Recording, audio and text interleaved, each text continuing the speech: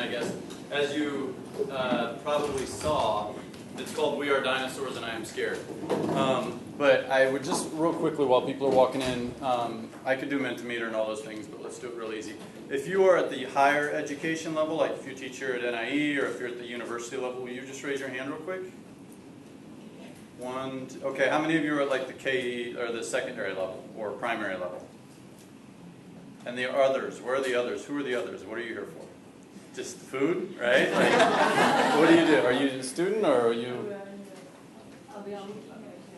Okay, okay. Well, I have lots of fears about education right now, to be honest with you. And we talked a lot about it, but let's watch this video real quick.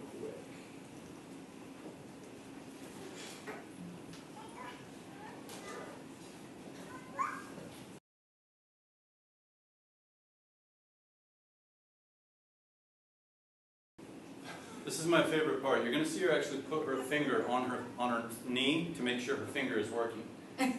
Now watch right here. She's going to press her knee. Yeah. My finger works. So there's clearly something wrong with this move.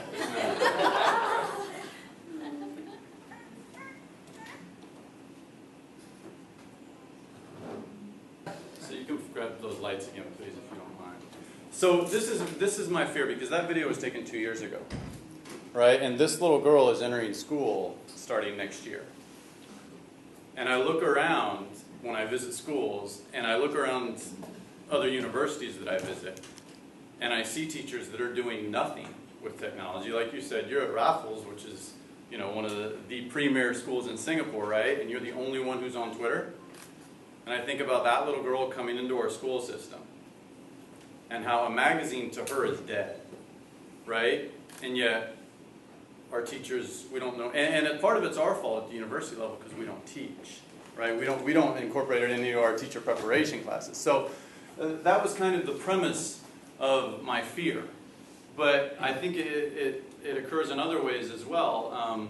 For example, for those of us who are at the higher level, you know, we have to publish, right? We have to write articles, and we have to publish, and we have to get them in these journals. And the problem with that whole process is that can take a year to get something published. Well, one of the things that I run into with my research is that I'm talking about innovative technologies and how they can be used in the classroom. And if you do a study on it, that takes 6 months to a year. Then you send it in, and it takes 6 months to a year to get published. So now we're talking 2 years later, and what's happened? That technology is irrelevant now, right? And so as a teacher, as a secondary teacher, as a primary teacher, why would you even read research journals? When you can go on Twitter, right, and you talked a lot about Twitter in your session. I mean, I think most of us are on Twitter. If not, you should be. You know, as someone so eloquently put it, if you're not on Twitter, you're dead, right? Because it is the place for professional development now. So if I can go to a blog, if I can go to a Twitter and get something that's working in the classroom right down the street, why in the world would I need to go, you know, to a research journal? And so I'm just very concerned that, like, we're not adopting this enough. So that was kind of the premise of this talk. So what I would like you to do is turn to a partner real quick. All right? Turn to a partner, anybody. And if you don't have a partner, find someone, right? We're all friends. Turn to a partner, and I'd like you to think about this question really quickly. If you could design schools starting today, okay, if you could design schools starting today, I would design schools with blank in mind. Fill in the blank. I would design schools with in mind. What would you put in that blank? Does that make sense? Let's take 1 minute just to get you talking. Okay, go. Go, go, go, go, go.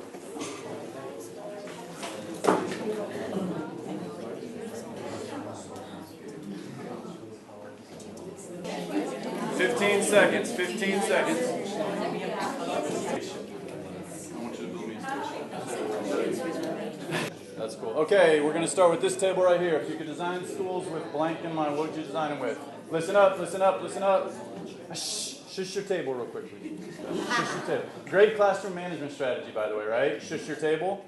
Because then I'm not up at the top trying to get your attention. Everybody loves to shush each other, especially when they're that tall. So, how would you design schools? What would you design with blank in mind? Social media. Iron Man. What's that? Iron Man. Iron Man. Ooh, I like it. I like it. How about you guys? What would you design with blank in mind? Happy learner. Happy learners, okay? Experimentation. So I said I would design schools at hospital. Hospitals. Okay, well, healthcare in mind. That's good too, because they got to be healthy, right, before they can learn. How about you all? What did you just say back here?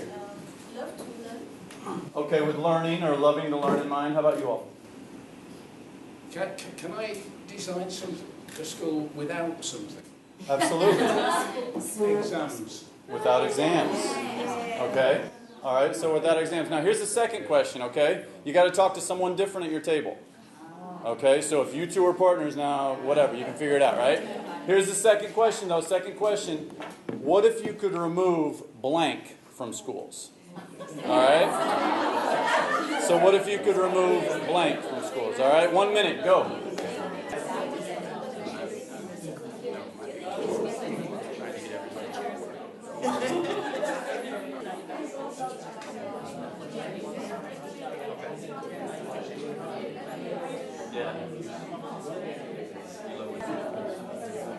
10 seconds, 10 seconds. Let's round of applause for the people who just walked in. Yeah, thank you for coming. Thank you for. I'm just teasing. Okay, so if you could take this out of schools, what would you take out of schools? Right here. Freedom. Freedom. You would take freedom out of schools? Means that you are Shush your table. Shush your table. to pursue your interests and make freedom. Okay, so you would give them, so you would take away very regimented courses of learning. Okay, how about in the back? What would you guys take out of schools? Take out textbooks. Now here's one thing. I'm just going to put a little side note on that. I've worked with a couple schools that haven't had textbooks in 2 years. Right? They've done completely online. The one thing I will say about that, though, is a boring lesson online is still boring. Right? So taking textbooks out, while good, and I'm completely support it, like it still has to change the way we teach, right? Because I can put a whole class on Blackboard, and it can be miserable, right? And never use a textbook. So I completely agree with what you're saying, but it is more than that. What else? What would you guys take out? Assessment. Take out assessments. How about you? Rankings. Ooh, wow. How about over here? I think we should say Performative assessment of teachers. Okay, assessment of teachers. So just to review, we had 2 questions. What would you design schools with blank in mind if you could put anything into schools? And if you could remove something from schools, what would you remove? So here's my answers. And again, this is an open session, so this doesn't mean they're right by any means. If I could design schools with something in mind, I would design with the future in mind. Always the future. And I think we teach how we were taught, right? So we're still teaching in the past. Because there's no question that the stuff that we have now is completely future-based. And if you look at the tools and the skills and the qualities that our students are going to need, right, it's not what we're teaching. And so I'm concerned about that. And that goes back to that whole dinosaurs thing, right? But the second thing is, and this is the big one, and this one, because you're here, I think we can all be advocates for this. If I could take away anything in schools, I would take away fear. I would take away fear of teachers from trying new things and going outside the box. I would take away fear from administrators who are worried that, oh, I've got to get this, my schools, the teachers have to do this, and the schools have to do this. And I think, because where's the one place we don't have to take away fear from? Students. Students only become scared because we make them scared. Right? If you let a student just go learn, what happens? They go learn. Have you seen the computer in a box experiment they did in India? Right? Where in the poorest neighborhoods of India, they just put internet computers and they locked them up and they just put them on the streets and kids just went and learned and played. And it was amazing the learning that they saw because kids weren't scared. But we put kids, again, in these boxes. But that's because we're fearful. We're scared. And so one of the things that I would encourage you to do is keep pushing your Twitter on people. Right? No, because we have to. Because if not, what happens?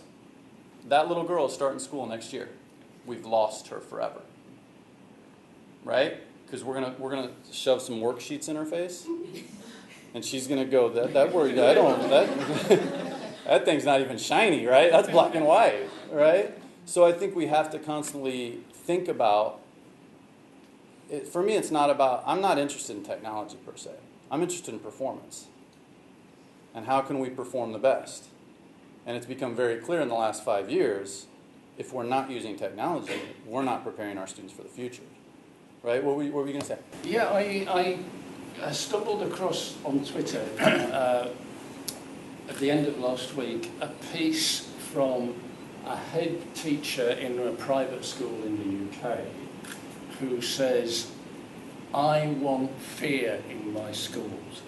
I want bad teachers to be frightened because bad teachers destroy the lives of children, so I want fear in my classroom, in my school.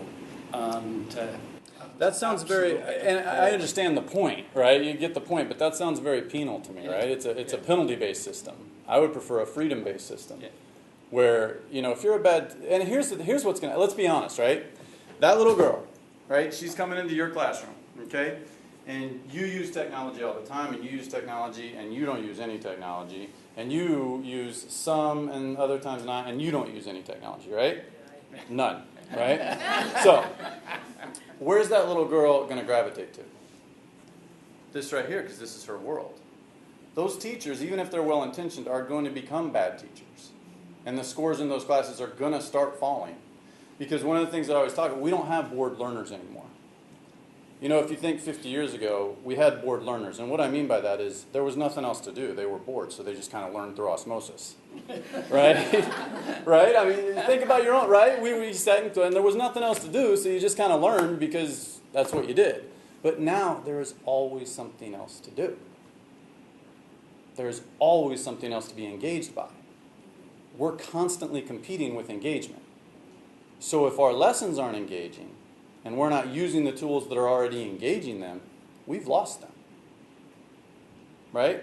So I'm petrified at the higher ed level. In my division, and I will not say what it was, there's not even a course on technology. Right? So I think we have to think about it at the secondary level, at the primary level, at the higher ed level. And thank you for being here because, you know, we have to be the ones that push it. We can't just say, oh, well, I'm just going to do it in my classroom. We have to do that, but we also have to constantly be pushing our administrators, pushing our colleagues, in the right ways, of course. But if not, we're going to start losing kids. That little girl's not going to last. She's just not. Right? I'm like I said, I think it's that important. So, final question. All right, and we got 1 minute left. Turn to your partner or a partner, okay? And what is one thing that you can do, even if you're not in the school system, even if you're whatever you might be doing, okay? What is one thing that you can do to make a difference for that little girl? All right? You don't know her, but you're going to know a ton of other kids just like her.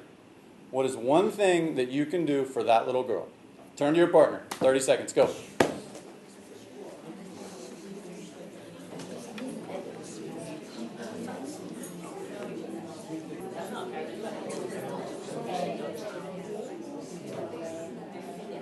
Okay, so we have to end because the next one's going to start. If you would like to continue the conversation with me, I would love to continue the conversation with all of you. These are my 2 Twitter handles. I have 4 actually. I have one more than your recommendation. But these are the only 2 that I use. Now I will tell you, this is the one that I use mostly for my classes here in Singapore. So you're going to get stuff like, remember to do this tomorrow, which you may not be interested in. And this is the one, last backpack, that I use for all of my technology stuff because this is the last backpack generation. This is the last generation of students that are going to have to carry backpacks. Right? And that's a big paradigm shift for us. But it just is. Because they're not going to need textbooks. They're not going to need pencil. They're not going to need paper. They're not going to need pens. Whether we think that's right or wrong, it is. Right? It just is. So, all right. Thank you for this session. And who's next? All right. Come on in. Thank you.